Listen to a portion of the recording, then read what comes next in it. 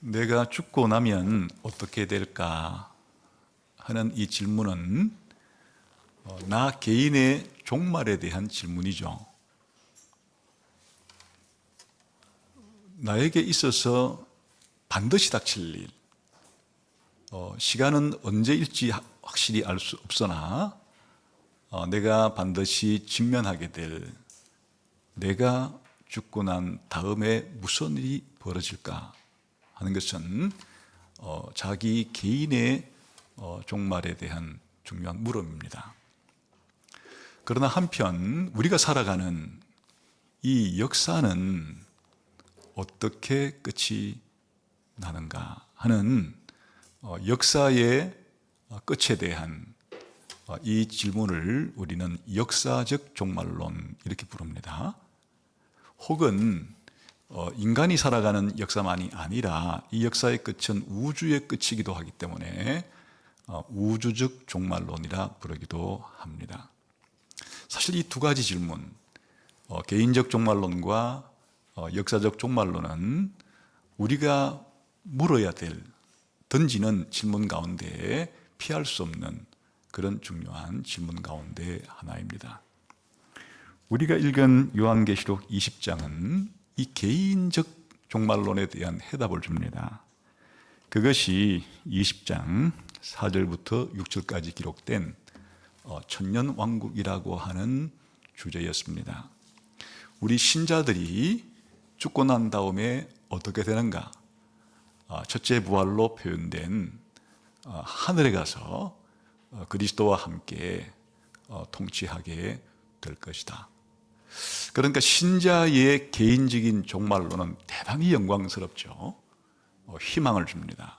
그래서 이제 이 천년왕국이라고 하는 이 성경의 주제는 개인적 종말론에 대한 성경적 대답이 되겠습니다. 오늘 읽은 이 성경 본문은 역사적 종말론에 대한 질문입니다. 역사의 끝은 어떻게 될 것인가 하는 문제인데, 성경은 이 역사적 종말론에 대해서 대답을 우리들에게 해줍니다. 첫 번째로 이 역사의 끝에는 예수님이 재림하실 것이다 라고 대답을 해줍니다. 그럼 예수님이 재림하시면 무슨 일이 일어나는가 라고 물었을 때 죽은 자들이 부활할 것이라고 알려줍니다. 이 죽은 자의 부활은 신자만이 아니라 불신자들도, 다시 말하면 모든 인간들이 예수님이 재림하고 난 이후에 부활을 하게 될 것이다, 이렇게 대답을 해줍니다.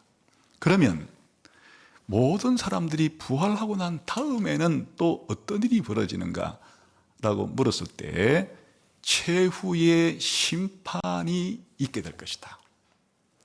최후의 심판이 있고 난 다음에는 어떻게 됩니까? 라고 물었을 때 최후의 심판의 결과에 따라서 신자들은 새하늘과 새 땅이라고 하는 영원한 천국이라고 하는 영원한 세계에서 영원 무궁토록 복을 받게 될 것이고, 불신자들은 최후의 심판을 통해서 영원한 불못이라고 하는 영원한 지옥에 들어가서 영원토록 형벌을 받게 될 것이다 라고 이야기해 줍니다. 그래서 오늘 읽은 요한계시록 20장 11절부터 15절에 바로 이 역사적 종말론 가운데 중요한 요소들이 들어있죠. 여기에 죽은 자들의 부활에 대한 이야기가 있고, 그리고 죽은 자들이 부활한 이후에 최후의 심판에 대한 이야기가 있고, 최후의 심판의 결과 어떻게 되는가, 불신자들이 영원한 불못에 던져지는 이야기가 오늘 성경에 기록이 되어 있습니다. 그래서 오늘은 이 내용 가운데서 최후의 심판의 이 법정 장면, 최후의 심판이라고 하는 법정은 누가 심판을 하고 누가 심판을 받게 되는가 하는 내용이 오늘 기록이 되어 있는데, 그 점을 중심으로 살펴볼 것이고, 다음번에 기회가 있으면 이 최후의 심판의 기준이 뭔가, 여기 보게 되면 생명책과 행위책이라고 하는 두 개의 책을 통해서 최후의 심판의 기준이 된다. 그런 내용이 나오고, 그리고 이제 이 생명책에 이름이 기록되지 못한 사람들은 최후의 심판의 결과 불못에 들어간다는 내용들은 차후에 함께 깊게 살펴보도록 하겠습니다. 오늘은 역사의 끝에 있을 최후의 법정, 이 최후의 심판에 누가 다스리고 누가 심판을 받게 되는가 하는 문제를 중심으로 살펴보도록 하죠. 우리 다 같이 함께 11절을 보겠습니다.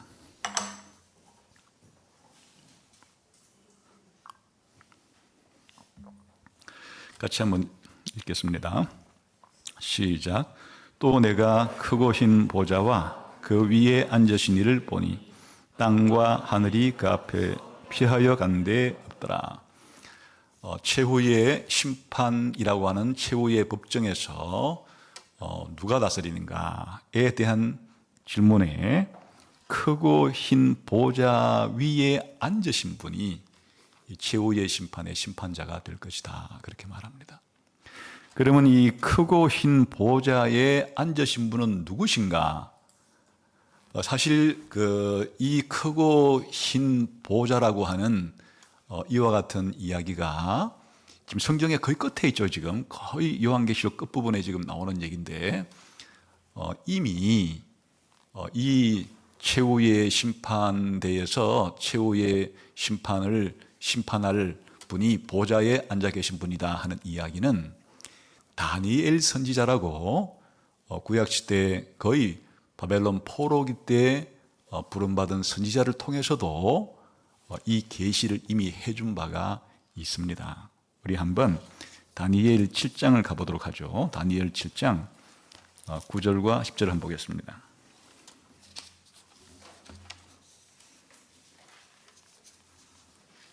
자, 찾았으면은 한번 다니엘 7장 9절 10절을 읽겠습니다. 시작.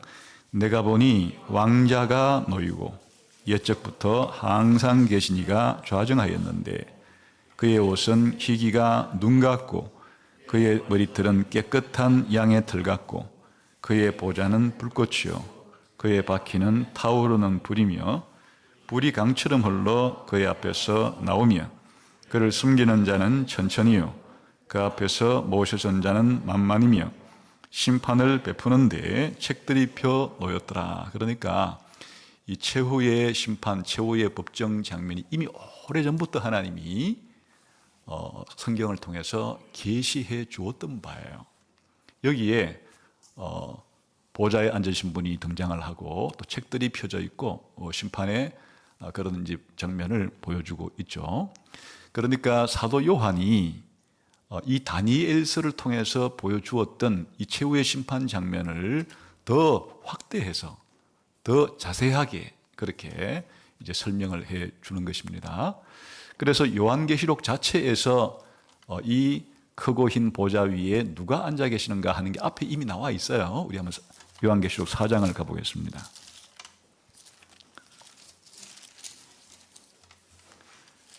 요한계시록 4장 1절부터 한번 4절까지 읽어보겠습니다. 시작. 이루에 내가 보니 하늘에 열린 문이 있는데 내가 들은 바 처음에 내게 말하던 나팔 소리 같은 그 음성이 이르되 이리로 올라오라. 이후에 마땅히 일어날 일들을 내가 네게 보이리라 하시더라. 내가 곧 성령에 감동되었더니 보라 하늘에 보좌를 베풀었고 그 보좌 위에 앉으신 이가 있는데 앉으신 이의 모양이 벽옥과 홍보석 같고 또 무지개가 있어 보좌에 둘렸는데 그 모양이 녹보석 같더라. 또 보좌에 둘려 24 보좌들이 있고 그 보좌들 위에 24 장로들이 흰옷을 입고 머리에 금관을 쓰고 앉았더라. 그러니까 다니엘 7장의 그 보좌 장면을 더 상세하게 그렇게 이제 사도 요한이 환상 가운데 보게 되었다. 그런 뜻인데 역시 누구신가? 이 보좌에 앉아 계신 분이 누군가 하는 것은 5장과 함께 이제 읽게 되면은 해답이 나옵니다. 5장 1절을 봅시다. 시작. 내가 보매 보좌에 앉으신 이의 오른손에 두루마리가 있으니 안팎으로 썼고 7인으로 봉하였더라. 보좌에 앉아 계신 분이 안팎으로 쓴 두루마리 책을 가지고 있더라. 근데 7절 시작. 그 어린 양이 나와서 보좌에 앉으신 이의 오른손에서 두루마리를 취하시니라. 요한계시록에서 이 어린 양은 예수님이에요. 근데 예수님이 보좌에 가서 보좌에 앉으신 분에게 이 책을 받는다 하는 이야기는 보좌에 앉아 계신 분이 하나님 아버지라는 것을 알려주고 있고, 그리고 하나님 아버지께로부터 이 세상 역사의 역사를 성취할 내용을 담고 있는 그런 책을 받았다 하는 이제 장면을 보여주고 있는데, 이것은 부활하신 예수님께서 하나님 보좌 우편에 가셔서 하나님 보좌 우편에 하나님으로부터 통치권을 받는다 하는 장면을 이런 환상의 내용으로 구성을 해 준 겁니다. 그러니까 바로 최후의 심판에서, 최후의 법정에서 재판을 하실 분은 바로 하나님 아버지가 인류 역사의 최후의 마지막 법정의 심판관이 되실 것이다 하는 이야기예요. 그런데 여기서 하나 진전이 있는데, 하나님 아버지께서 심판자이시지만은 이 심판을 실행할 때는 누구를 통해서 하시는가 하니까 바로 예수님을 통해서 하시는 거예요. 아까 보좌에 앉아 계신 분이 그 책을 어린 양께 넘겨준다고 하는 이와 같은 상징적인 이 내용 자체가 바로 이 모든 대권, 이 모든 통치권을 하나님 아버지께서 하나님의 아들이신 예수님께서 다 맡겼다 하는 것을 보여주어요. 그래서 이 최후의 심판에서 심판하실 분은 예수님이에요. 그래서 사도 바울은 고린도 후서 5장 10절에 보게 되면 이렇게 말을 해요. 이는 우리가 다 반드시 그리스도의 심판대 앞에 나타나게 되어 각각 선악간에 그 몸으로 행한 것을 따라 받으려 함이라. 그러니까 사도 바울은 각도를 달리해서 우리 모두가 그리스도의 심판대 앞에서 우리가 행했던 모든 내용들을 심판받게 될 것이다, 이렇게 말하죠. 그리고 디모데후서 4장 1절에 보게 되면 하나님 앞과 살아있는 자와 죽은 자를 심판하실 그리스도 예수 앞에서 그가 나타나실 것과 그의 나라를 두고 엄히 명한다. 지금 같은 이야기가 되는 것이에요. 하나님 아버지께서 자신의 아들을 통해서 심판하실 그때를 생각하면서 살아간다, 이렇게 고백을 하고 있죠. 예수님이 이 사실을 아주 분명하게 말을 했어요. 요한복음 5장 22절에 보게 되면 아버지께서 아무도 심판하지 아니하시고 그 심판을 다 아들에게 맡기셨다. 그러니까 하나님이 심판자이신데 이 심판을 하나님이 하지를 않고 아들인 나한테 이 심판권을 다 맡겨줬다. 예수님 말씀이 직접 이렇게 하신 것이에요. 그래서 바울은 이 사실을 또한 이렇게 고백을 해요. 곧 나의 복음에 이른 바와 같이 하나님이 예수 그리스도로 말미암아 사람들의 은밀한 것을 심판하시는 그날이라. 그 종합하면 하나님께서 예수 그리스도를 통해서 심판을 하신다, 이렇게 해서 최후의 심판대에서, 이 최후의 법정에서 누가 심판하시는가? 원론적으로는 이 모든 심판주로서 심판권을 하나님 아버지께서 가지고 계시지만은 이 심판권을 하나님의 아들이신 예수님께 전부 맡겨서 예수님이 최후의 심판대에서의 최후의 법정의 심판자가 되실 것이다. 그래서 우리들은 사도신경에다가 고백을 하기를 예수님께서 하늘에 지금 계시는데 그 하늘로부터 산자와 죽은 자를 심판하러 오실 것이다, 이렇게 예수님에 대한 신앙 고백의 마지막이 예수님이 심판자로서 이 최후의 법정에 심판을 하시기 위해서 재림하실 것이다, 이렇게 고백하는 것이에요. 자, 그러면 누가 심판을 받는가 하는 것인데, 여기에 신자이건 불신자이건 죽었던 자들이 모두 부활한 상태에서 이 최후의 법정에서 심판을 받게 될 것이다. 그럼 모든 인류예요. 모든 인류인데 죽었던 사람들도 다 부활해서 이 최후의 심판대 앞에 서서 심판을 받게 될 날이 오게 될 것이다. 이렇게 계시를 하는 겁니다. 한번 우리 다시 요한계시록 20장으로 돌아가서 12절을 읽어봅시다. 시작. 또 내가 보니 죽은 자들이 큰 자나 작은 자나 그 보좌 앞에 서 있는데, 자, 여기에 죽은 자들이 큰 자나 작은 자나 그 보좌 앞에 서 있다. 이게 얼핏 잘못 읽게 되면은 죽고 난 다음에 하나님 보좌 앞에서 심판을 받는 것처럼 이렇게 읽히기가 쉽잖아요. 그런데 항상 성경은 전체를 다 읽어야 그 의미를 밝힐 수가 있는 것이니까 13절을 가봅시다. 시작. 바다가 그 가운데에서 죽은 자들을 내주고 또 사망과 음부도 그 가운데서 죽은 자들을 내주매 각 사람이 자기의 행위대로 심판을 받는다. 그러니까 죽은 자들을 내준단 말이 무슨 말이에요? 그냥 바다도 죽은 자들을 다 내어주고 또 사망과 음부도 자기 죽은 자들을 다 내주고, 그 원래 이 음부는 죽은 자들이 가 있는 그의 영혼이 가 있는 곳인데, 이곳에 죽은 자들이 전부 다 이 죽은 자들을 가두고 있던 곳이 죽은 자들을 내준다. 이 얘기가 무슨 얘기예요?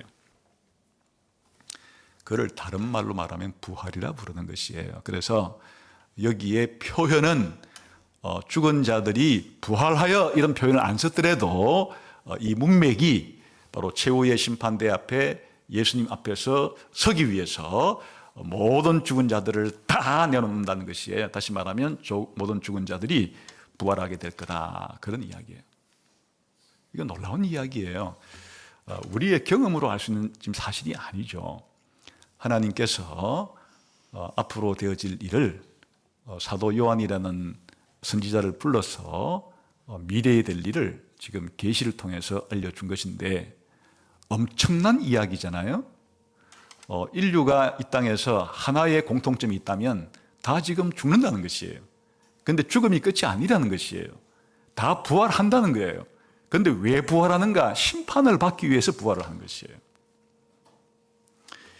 예수님은 요한복음 5장 29절 30절에서 이렇게 말씀해요. 이를 놀랍게 여기지 말라. 잘 들어봐요. 무덤 속에 있는 자가 다 그의 음성을 들을 때가 오나니. 여기서 그의 음성은 예수님을 가리켜요. 자, 잘 들어봐라. 무덤 속에 있는 자들이 나의 음성을 들을 때가 오는데, 선한 일을 행한 자는 생명의 부활로, 악한 일을 행한 자는 심판의 부활로 나오리라. 자, 예수님이 지금 무슨 말씀을 하시는가 하니까, 내가 다시 올 때가 있다.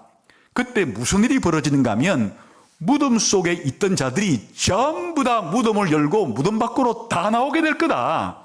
그런데 이 악한 자들도 부활하고 선한 자들도 부활하는데, 신약 성경의 언어를 빌리면 나를 믿지 않는 불신자들도 부활을 하고 나를 믿었던 신자들도 부활을 할 건데, 그런데 부활의 종류는 좀 다르다. 악한 자라고 표현된 불신자들은 심판을 받아 지옥 가기 위해서 부활할 것이기 때문에 그 이름을 심판의 부활이다 이름을 붙이고, 예수 믿는 사람들은 심판을 받고 영생을 얻을 것이기 때문에 생명의 부활이라고 하는 이런 부활의 종류가 다르지만, 아무튼 예수님은 자신이 이 세상에 올 때 무덤문을 열어서 신자든 불신자든 악한 자든 선한 자든 모두 다 남김없이 전부 다 부활을 시킬 거다, 이렇게 말씀하시는 거예요.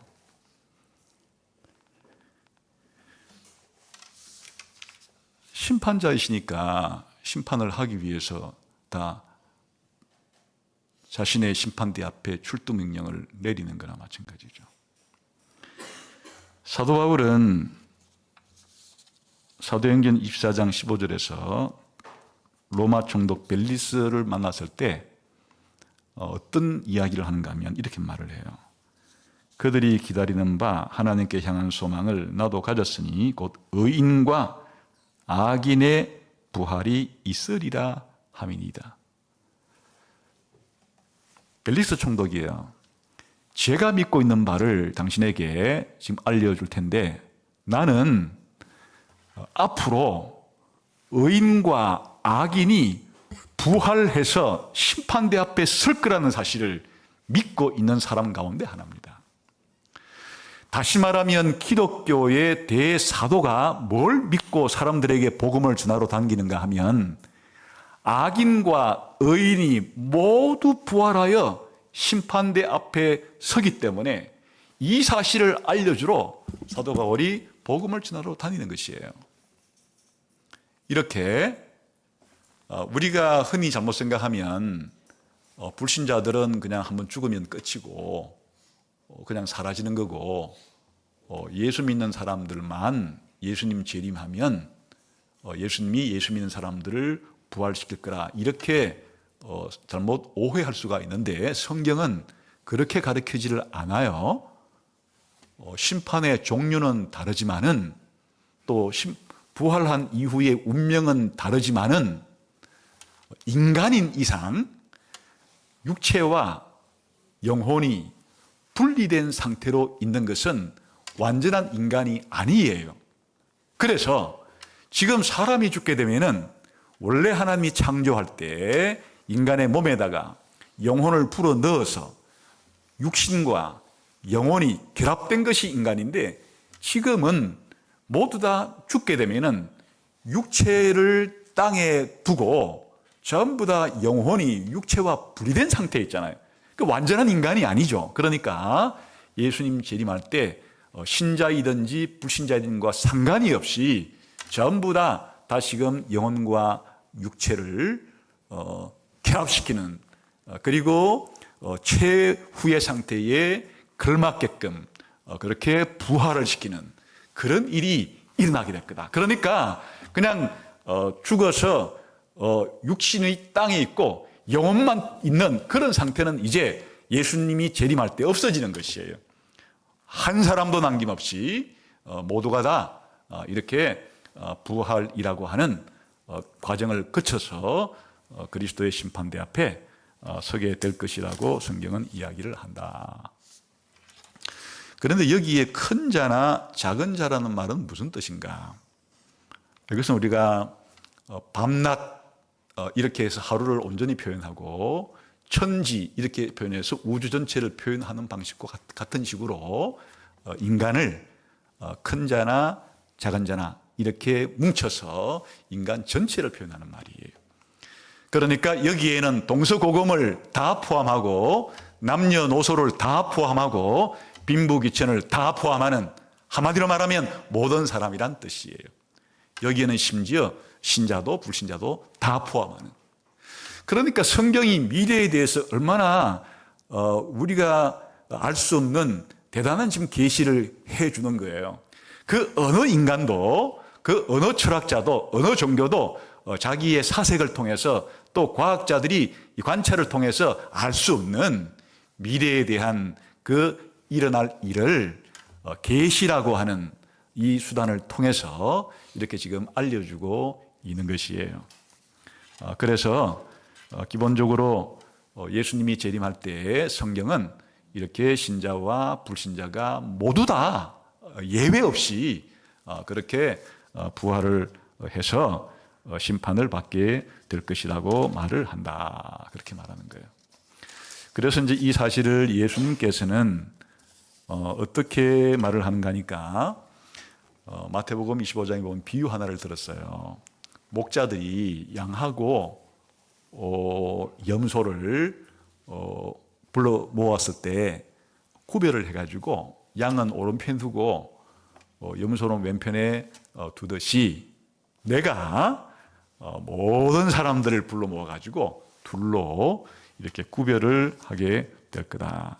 그래서 오른편에 있는 자들에게는 내 아버지께 복을 받을 자들이여 나와서 창세로부터 너희를 위해서 예비된 나라를 상속받으라. 다시 말하면 영원한 천국을 상속을 받아라. 이렇게 심판을 할 거고, 왼편에 있는 자들에게 이르되 저주를 받은 자들아 나를 떠나서 마귀와 그 사자들을 위하여 예비된 불에 영원히 들어가라. 이렇게 심판을 할 거다. 예수님이 자신이 앞으로 재림했을 때 인류 전체를 심판하는데 인류 전체를 두 부류의 사람으로 분류를 해서 불신자들은 영벌에 들어갈 것이고 신자들은 영생에 들어갈 것이라고 이미 예수님 자신이 그렇게 자신이 최후의 심판 때 어떤 심판을 할 것인지를 미리 가르쳐 놓았잖아요. 그래서 그 예수님이 하신 이 말씀을 사도 요한을 통해서 좀 더 확실하게 그리고 최후의 법정 장면을 구성해서 이렇게 우리에게 알려주고 있다, 그런 것이에요. 그런데 이제 한 가지 여기서 이런 최후의 심판 장면은 물론 신자와 불신자가 다 받는 것인데 이 요한계시록 20장 11절부터 15절까지의 문맥은 주로 누구에게 이 초점을 두고 있는가 하니까 불신자에게 초점을 둬요. 요한계시록 17장부터 20장까지는 전부 다 이 악의 삼위일체들이 아까 봤죠. 용도 불못에 던져지고 용의 두 하수인도 불못에 던져지고 그리고 이들을 따르는 자들도 불못에 던져진다는 것을 강조하기 위한 이 성경의 문맥이기 때문에 신자와 불신자가 다 최후의 심판을 받는 것은 마저나 지금 요한계시록 이 본문의 주안점은 이 불신자들이 영원한 불못에 들어가는 것을 강조한다. 예수님이 말했잖아요. 왼편에 있는 자들에게 저주받은 자들아 마귀와 그의 사자들을 위해서 예비된 불못으로 너희도 들어가라. 이렇게 하는 그 내용처럼 강조를 하고 있다, 그런 것이에요. 자, 그런데 이게 요한계시록에 나오는 이 사도 요한이 이렇게 중요한 내용을 이 한 번에 이렇게 한 것으로 거의 이야기가 끝났을까? 그게 아니고 이 성경이라는 이 하나님의 특별한 계시의 책은 신자들에게는 하나님이 구원을 준다고 하는 구원에 관련된 책이지만 동전을 뒤집듯이 성경의 내용을 다른 편으로 다른 각도에서 보게 되면 예수님을 믿지 않는 불신자들에게는 심판이 있을 거라는 것을 가르쳐주는 책이에요. 그러니까 성경책은 앞면을 보면은 예수 믿는 신자에게 구원을 준다는 구원의 책이고 뒷면을 뒤집어 놓고 보면 예수님을 안 믿는 사람에게는 심판이 있을 거라고 하는 심판의 책, 구원과 심판, 심판과 구원의 책으로서 아예 창세기부터 요한계시록 끝까지 성경의 처음부터 마지막까지 불신자들에 대한 이 하나님의 심판에 대한 이야기로 가득 들어찬 책이기도 해요. 그래서 이 하나님의 심판이라고 하는 이 주제는 물론 죄에 대해서 내리는 심판이에요. 그러니까 하나님의 공의로운 심판인데 이 심판의 이야기가 사실 성경책 처음을 열게 되면은 아담과 하와가 죄를 지어서 하나님께로부터 심판을 받아 천국으로 모형을 보여주고 있는 그런 에덴 동산에서 쫓겨나는 이야기부터가 시작이 되어서 이게 노아 시대 때는 아예 노아 시대에 살고 있는 모든 인류 가운데 노아의 8식구를 제외한 모든 인류를 그 죄에 대해서 홍수로서 심판을 내리는 이런 이야기를 보여줘요. 이게 바로 이 최후의 심판에 대한 예고편과 같은 것이에요. 그림자예요. 그리고 시간이 좀 지나면 아브라함이 부름받았을 때 아브라함이 하나님께 구원받은 그 시대에 소돔과 고모라라고 하는 한 도시에 사람들의 죄에 대해서 하나님이 하늘에서 불을 내려 심판하시는데, 이 또한 이 최후의 심판에 대한 그림자예요. 그리고 모세 시대를 봐요. 이 애굽에서 하나님 백성을 구원시킬 때 애굽에 10가지 재앙을 내리는 6월절에 애굽의 모든 장자들을 심판하는 이와 같은 내용들이 전부 다 이 최후의 심판에 대한 그림자예요. 그리고 여호수아가 이스라엘 사람들을 이끌고 가나안 족속을 진멸하라고 하는 엄청난 그런 전투를 벌일 때 이 전쟁이 보여주는 바도 나중에 천국으로 상징되는 이 가나안 땅에서 바로 하나님의 적들을, 불신자들을 완전히 몰아내는 그와 같은 효과를 가지는 그러한 전쟁이에요. 그 이후에도 이스라엘 백성들이 하나님의 언약을 어겼을 때 남북으로 분단된 북쪽 이스라엘 나라도 아시리아에게 망하고 다 이스라엘 사람들이 쫓겨나고, 그리고 남쪽 유다 사람들도 BC 586년에 저 바벨론 사람들에게 다 가나안 땅에서 쫓겨나는 이 자체가 하나님의 명령을 어기는 이와 같은 삶을 산 사람들에게 하나님께서 천국으로 상징된 그 가나안 땅으로부터 추방을 시키는 바로 최후의 심판에 대한 이와 같은 예고편이에요. 예수님 시대에도 예수님을 거절했던 바로 유대인들을 향해서 AD 70년에 거의 예루살렘이 회파되고 예루살렘 성전이 다 파괴되고 이후에 예루살렘에 살던 사람들이 이 가나안 땅에서 다 추방되는 이런 일들이 벌어지는 이런 일들 자체가 바로 역사상 있었던 사건을 통해서 앞으로 있을 미래의 역사의 끝에 최후의 심판의 모습을 보여주는 그런 역할을 하는 것이에요. 그러니까 사도 요한이 보여주는 이런 최후의 법정 장면은 우연히 나온 게 아니에요. 아예 하나님께서 이 세상의 역사를 진행해 나갈 때 이와 같은 일이 있음을 구약시대부터 신약시대까지 시간이 있을 때마다 하나님은 이 최후의 심판에 대한 모형을 미리미리 보여줬던 사건을 이제 사도 요한은 웅장한 필치로 최후의 법정 장면을 그리고 있다, 그런 말이죠. 자, 그러면 이것이 우리들에게 어떤 의미를 가지는가 하는 것인데, 사실은 이 최후의 심판 이야기가 없으면 성경 이야기는 전부 다 허구가 되는 거예요.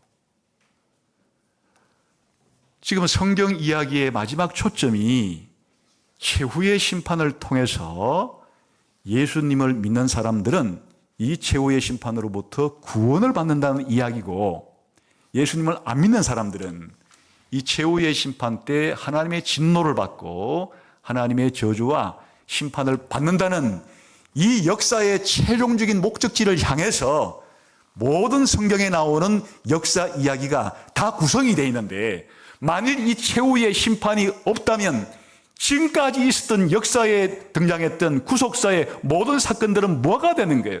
전부 다 의미 없는, 있지도 않은 이야기를 위해서 존재하는 성경에 나오는 모든 역사는 아무것도 아닌 것이 되어버리는 것이에요. 그리고 우리가 구원이라고 부르는 것이 뭐가 구원이에요? 이 최후의 심판으로부터 구원을 받는 것이에요. 뭐가 복음이에요? 이 예수님을 믿으면 이 최후의 심판으로부터 하나님께 진노와 저주를 받을 것으로부터 우리가 자유를 얻고 해방을 얻게 된다는 이 소식이 복음인데, 만일 이 최후의 심판이 진짜 없다면 기독교의 복음이라는 것은 완전히 거짓말이 되는 것이고, 기독교가 말하는 구원이라는 것은 아무것도 내용이 없는 그런 것이 되어버리는 것이에요. 그러니까 이 최후의 심판은 기독교의 복음을 전파하고 복음을 믿는 기초가 되는 것이에요.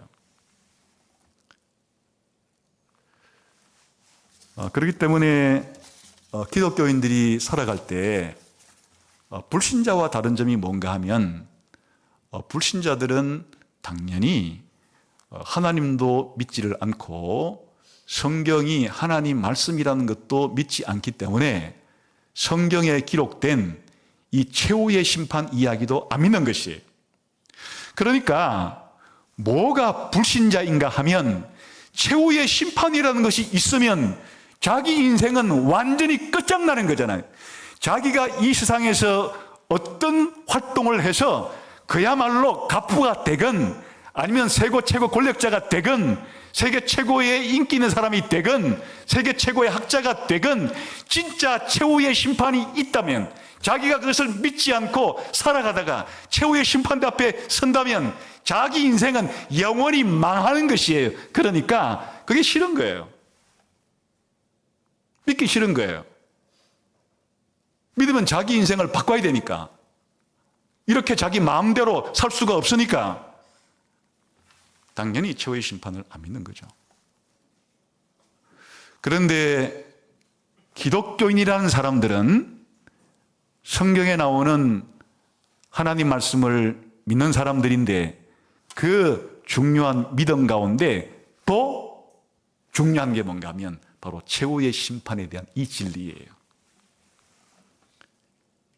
이게 최후의 심판으로부터 구원받을 길이 여기에 있다. 그게 바로 예수님을 믿는 길이다. 예수님이 최후의 심판대 앞에 설 때에 예수 믿는 사람들이 최후의 심판으로부터 구원받게 된다는 이 소식을 전하려고 기독교가 2000년 동안 전 세계 방방 곳곳으로 수많은 선교사를 보내서 이 복음을 전파하고 이 복음을 믿는 사람들에게 최후의 심판으로부터의 구원이라고 하는 놀라운 메시지를 전하고 있는데 이게 기독교의 심장인 셈이에요. 그래서 불신자들은 미래를 모르니까 또 미래는 자기 마음대로 상상하며 살아갈 수가 있죠. 최후의 심판이란 것은 꿈에도 생각하지 않고 살아가는 것이에요.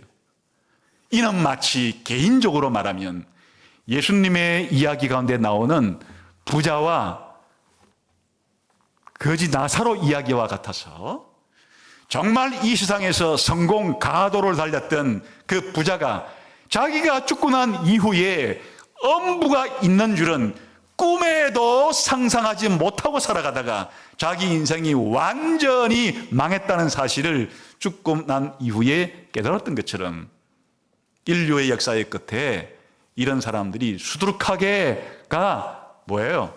인류 역사에 예수님의 복음을 믿지 않았던 모든 사람들이 이 엄청난 충격에 사로잡히게 될 것이다. 그럼 기독교인들은 어떻게 살아가는 사람들인가? 이걸 아니까 여기에 맞추어서 자기 삶을 살아가는 사람들이죠. 그래서 기독교인들이 이 세상에서 내가 하고 싶은 대로 내 마음대로 살지 않고 이 최후의 심판의 날에 최후의 심판대 앞에 내가 설 것을 예상하고 거기에 맞추어서 내 삶을 경건하게 살아가고자 하는 사람들이 기독교인들이에요. 사실은 기독교인만 그런 게 아니고 구약 성경의 가르침도 그래요. 구약 성경에 보게 되면은 이 전도서라는 책의 결론이 어떻게 끝나는가 하니까 이 전도서가 그거예요. 인생의 의미가 뭔가, 인생의 목적이 뭔가를 탐구하는 책인데 그 결론이 이렇게 끝이 나는 거예요. 이래 결국을 다 들었으니 하나님을 경외하고 그의 명령들을 지킬지어다. 이것이 모든 사람의 본분이니라. 하나님은 모든 행위와 모든 은밀한 일을 선악간에 심판하신다. 그러니까 이 성경이라는 계시가 왜 우리에게 주어졌느냐?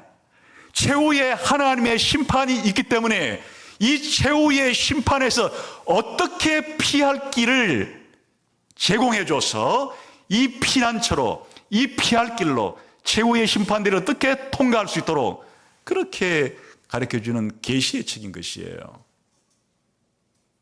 그러니까 기독교인들은 사실은 왜 이 세상에서 다른 사람들과는 다르게 살아가는가? 미래에 대한 다른 믿음이 있기 때문이에요. 그냥 5년 뒤, 10년 뒤, 20년 뒤 정도의 그런 미래 정도가 아니에요. 물론 이 세상에서 우리가 살아갈 때 그런 5년 뒤, 10년 뒤, 20년 뒤, 30년 뒤도 대비해야 해요.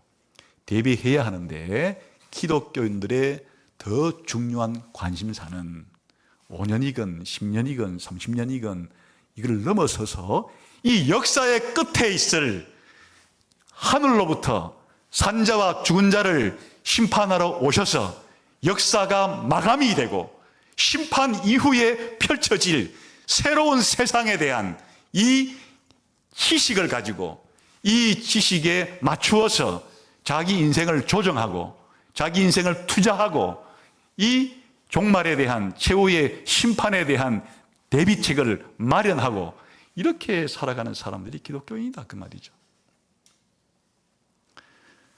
그래서 기독교인들이 경건하게 살아갈 수 있는 중요한 비결 가운데 하나가 바로 이거예요. 그래서 사도 베드로도 그렇게 말하죠. 주의 날이 도둑같이 오리니 그날에는 하늘이 큰 소리로 떠나가고 물질이 뜨거운 불에 풀어지고 땅과 그 중에 있는 모든 일이 드러나리다. 아까 요한계시록 이거 비슷하잖아요. 그 심판대 앞에 섰는데 보니 땅과 하늘이 그 앞에서 피하여 간 데 없더라. 지금 똑같은 얘기를 하고 있잖아요. 자, 이 모든 것이 이렇게 풀어지리니 너희가 어떠한 사람이 되어야 마땅하냐.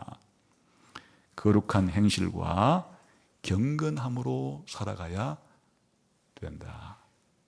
사실 최후의 심판이라는 게 없다면 뭐 죽고 난 다음에 부활이라는 것도 없고 부활 이후에 심판도 없고 심판 이후에 영원한 지옥도 없고 영원한 천국도 없다면 왜 기독교를 믿는 것이에요? 왜 오늘 예배 시간에 와서 이렇게 하나님께 우리를 구원해 줬다고 감사를 드릴 필요가 있는 것이에요?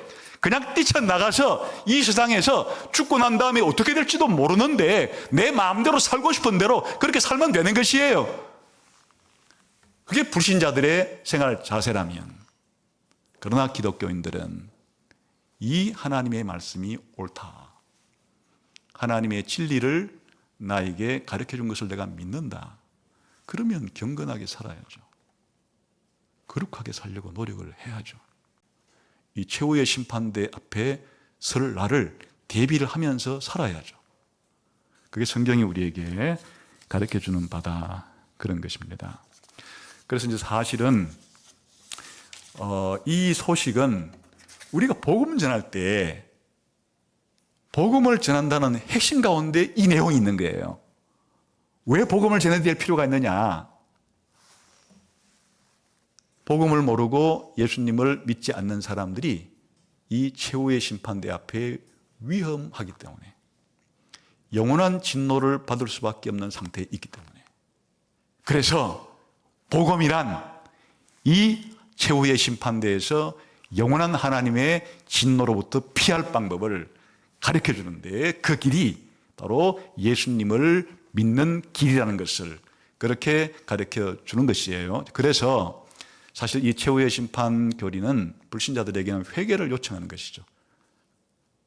그런데 불신자라는 특징 자체가 이 복음을 안 믿기 때문에 이 사실도 안 믿고 살아가죠. 그러나 기독교인들은 그가 믿든지 안 믿든지 이 사실을 알려주어야 되기 때문에 그에게 알려주어서, 그것이 만일 내 가까운 사람이라면 정말 안타까운 마음을 가지고 바로 이 복음을 듣고서 이 하나님의 진노로부터, 최후의 심판으로부터 벗어날 수 있도록 그렇게 우리가 기도하고 또 복음을 전하고 이 사실을 알려서 그를 이 최후의 심판대에 영원한 불못에 떨어지는 것으로부터 건지려고 노력하는 것이 바로 전도고 선교예요.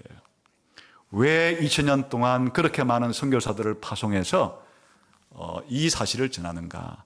바로 최후의 심판으로부터 피할 길을 알려주기 위한 것이에요. 그래서 오늘 우리들은 이 역사의 끝에 있을 성경이 말하는 이 역사의 종말에 대한 진리를 여러분의 머릿속으로 잘 이해하고 가슴속으로 받아들여서 여러분의 팔다리를 통해서 삶을 살아가는데 잘 적용하면서 살아가기를, 그래서 이 진리를 믿고서 더욱더 경건한 삶을 살기를, 그리고 더 종말론적인 삶을 살기를, 그리고 미래를 잘 준비하는 지혜로운 사람으로 살아가기를 주님의 이름으로 축원합니다. 기도하겠습니다. 하나님 아버지 감사합니다. 오늘 하나님께서 사도 요한을 통해서 가르쳐 주신 역사의 끝에 있을 최후의 심판에 대한 진리가 우리의 가슴을 울리고 우리가 하나님 말씀에 두려워 떨 수 있도록, 그리하여 우리의 삶을 최후의 심판대에 설 날짜에 맞추어서 재조정할 수 있도록 그런 지혜가 있게 해 주시기를 원합니다. 예수님 이름으로 기도하옵나이다. 아멘.